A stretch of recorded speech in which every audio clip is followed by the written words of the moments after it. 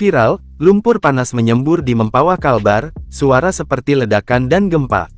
Semburan lumpur muncul di kawasan Pondok Pesantren Nurul Amaliyah, Desa Wajok Hilir, Kecamatan Jongkat, Kabupaten Mempawah, Kalimantan Barat.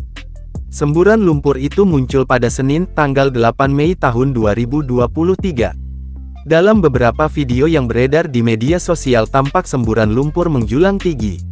Semburan lumpur itu mengakibatkan atap dan jendela bangunan ponpes rusak. Hal itu dibenarkan oleh Kepala Desa Wajok Hikir, Abdul Majid. "Benar, kebetulan saat ini saya berada di lokasi untuk melihatnya langsung," ujarnya. Dikutip dari tribunmempawah.com, lumpur itu menyembur saat pihak pondok pesantren hendak membuat sumur bor di belakang ruang laboratorium pondok. Pada kedalam 40 meter, tiba-tiba saja lumpur dari dalam tanah menyembur keluar.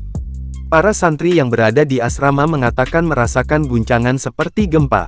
Santri juga mendengar suara ledakan yang cukup keras.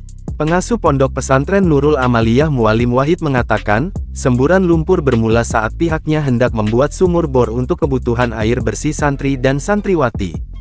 Setelah dilakukan pengeboran sumur, tepatnya di kedalaman 40 meter, terjadi ledakan disertai percikan api, kemudian terjadi semburan lumpur dan pasir, kata Mualim kepada wartawan, Senin sore. Menurut Mualim, saat peristiwa itu terjadi, hujan juga turun dengan lumayan deras, sehingga api tidak menyebar kemana-mana. Hanya saja, dinding bangunan dan atapnya menghitap terbakar. Akibat dari semburan itu terjadi kerusakan pada bagian dinding dan kaki atap di salah satu bangunan di ponpes, ujar Mualim.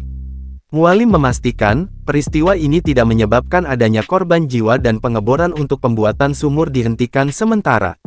Langkah yang kami ambil yakni terutama untuk keselamatan masyarakat setempat, di mana kami mengimbau agar masyarakat untuk tidak berada di sekitar lokasi, guna mengantisipasi adanya semburan susulan, tutup Mualim.